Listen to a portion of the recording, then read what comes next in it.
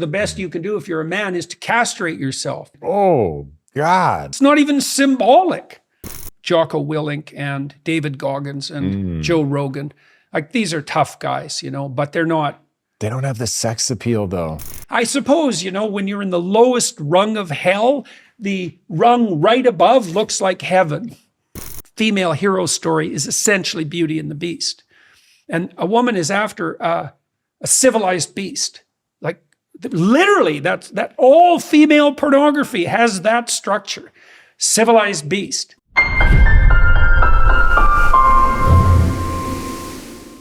Do you think men are being taught to be weak right now? Yes, definitely. What? No, it's worse than being taught. They're being enticed toward that in every way. Tell me more. And punished for not doing it.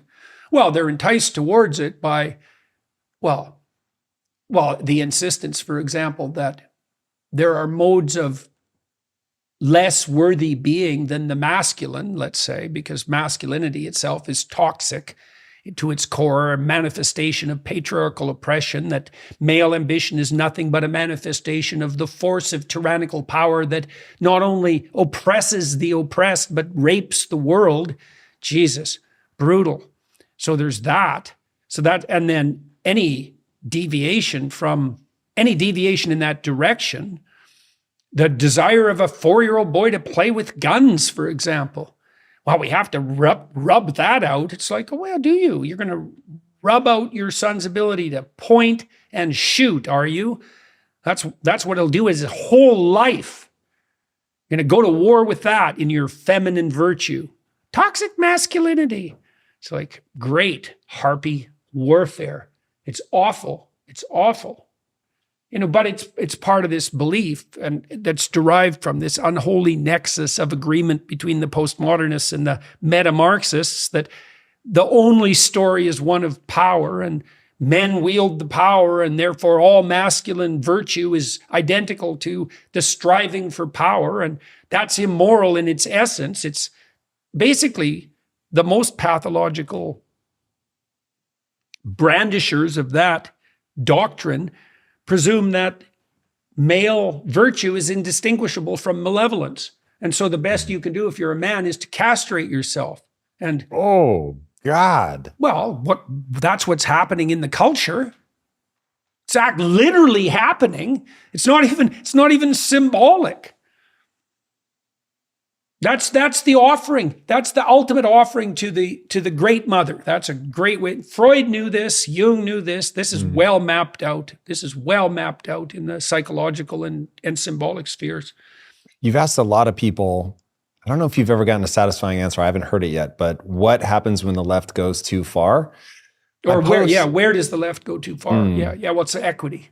I posed that to, it was either Brett Weinstein or his wife, Heather Heying. And because I said, look, what I see in the world right now is what it looks like when women become pathological. That the things that are good, nurturing, wanting to care for people, when that goes too far, and devouring mother would be your phrase, but it's a perfect phrase. That's really does. That's the sin of Eve. That's the eternal sin of Eve. To even clasp the serpent to her breast. My compassion is so overpowering, there's nothing it can't incorporate. Even the fruit of evil itself. That's the fall of man. Yeah, that's being playing out like in spades, rapidly, miraculously. Yeah, it's very, very bad. Very, very dark. So I know that if we don't find a way to make men, I won't even say strong. I think strong is a part of it, but invite them to be strong. Invite them to become what healthy masculinity looks like. Now the question becomes, from where I'm standing, I will give you the image that I use a lot. I use this in business all the time. When things are getting really hard, I imagine myself in a loincloth, covered in the blood of my enemies with a big fucking sword in my hand. Yeah.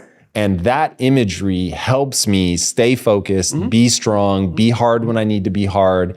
Not that I'm, imagining killing indiscriminately, but that I need to be able to step into aggression, and aggression is the right word.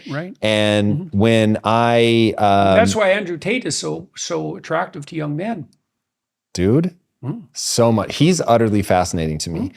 90% of what he says scares me to death because it actually is toxic masculinity. But 10% is so good that I'm like, you cannot dismiss this kid.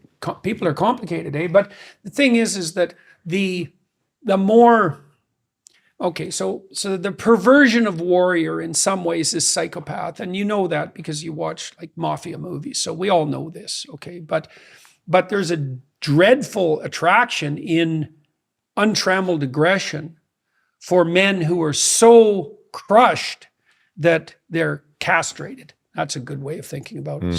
So the attraction that the Andrew Tate persona, let's say, has on those young men, there's actually a lot of that that's positive. Now, that doesn't mean that that's the right target, but there are creative ways of being wrong that are helpful. Right. Now, you see better examples of that, precisely that, in people like Jocko Willink and David Goggins and Joe Rogan. Like, these are tough guys, but they're not. They don't have the sex appeal, though. That's one thing I'll give Andrew Tate. Like, but that's partly because they don't want it. Yeah, you see, fair. But it isn't that they couldn't have it. Like, it's that they've decided that everything in its proper place. Rogan has a family, so that's where he's put it. And hey, man, good work to him. And that sex appeal that Andrew Tate has, that's the sex appeal of the short-term mater. That's the psychopathic sex appeal. That's the dark tetrad sex appeal. It's shallow, and it will get him in trouble. I mean, it's already got him in trouble. Yeah. And so that's not going to, unless he, wises up, precisely that, it'll get him in trouble. And I'm not trying to take him apart. I mean, I think what he did with his capitalization on female sexuality is absolutely unforgivable. But, that's enough of that. I mean, that was beyond the pale in my estimation. There's no excuse for that whatsoever.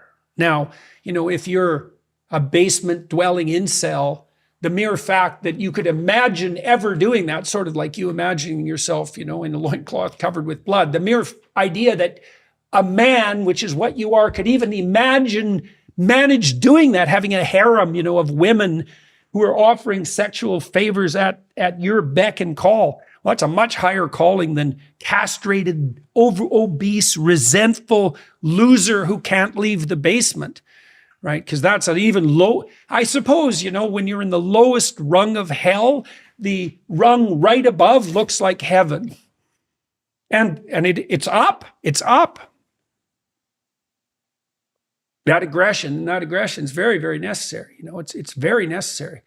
And sports are a great way of putting that in its proper place, especially team sports. Because you can take that competitive instinct and that instinct to win, that instinct to be competent more deeply, and you can put it in its proper place. And it is an immense source of implacability.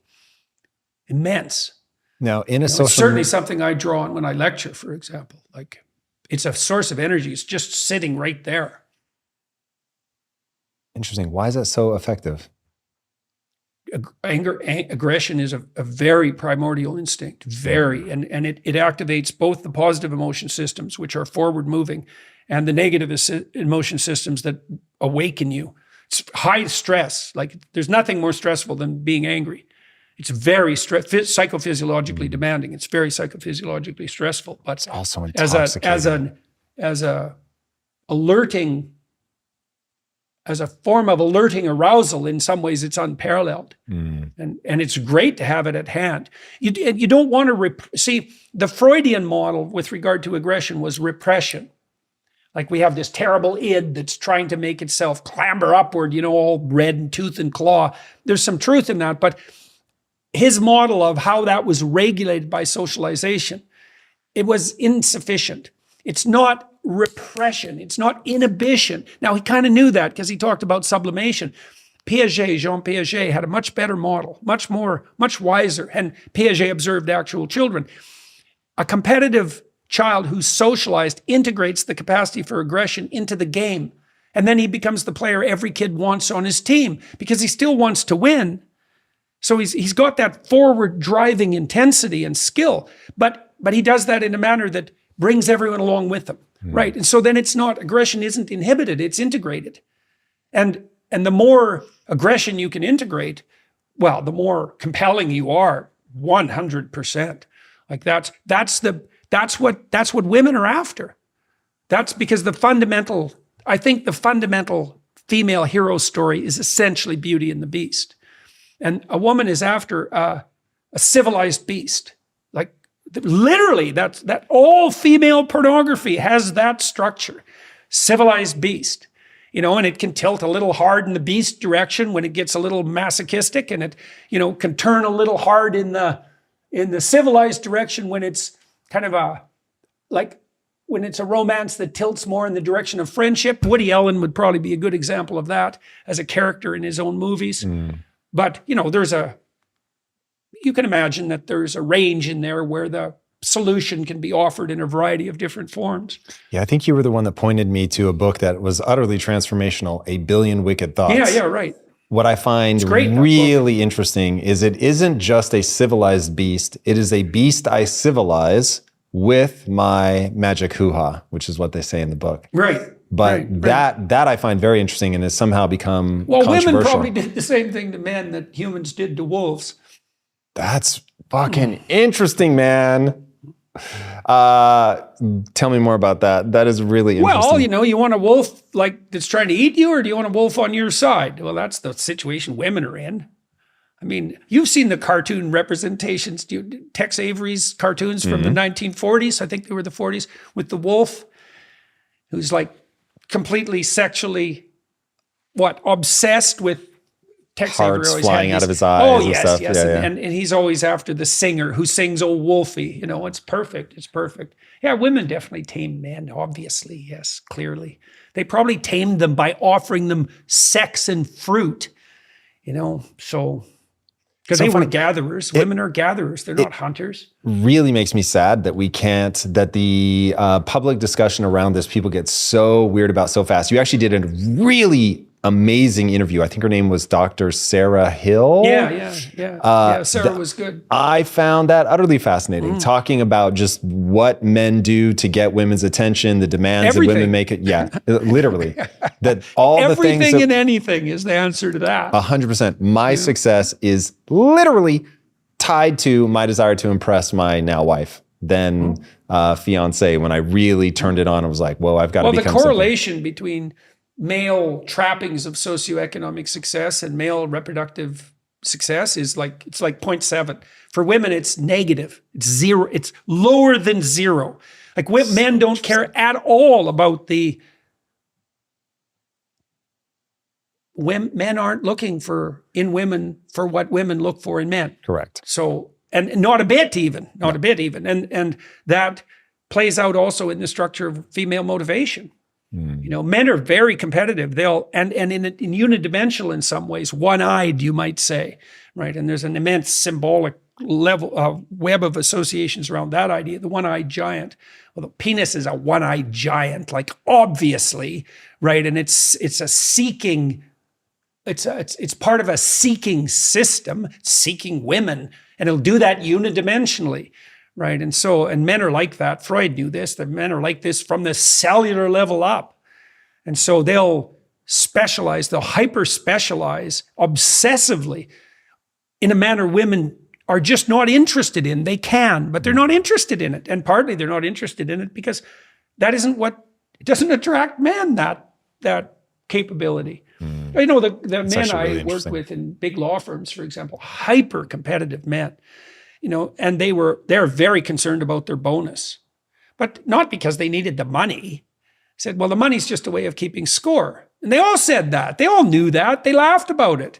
It's like they wanted a bigger bonus than the next guy. The amount didn't matter. The comparative amount mattered a lot. And it's part of a status ranking, and that's everything for young men. Status ranking, God, yes. I mean, they'll die for that. They'll kill for that. It's not like we don't know this. it's in the criminology literature, this is crystal clear. The gang, a tremendous amount of gang violence is status competition. But even more than even the economic element of that is subordinate to the status competition.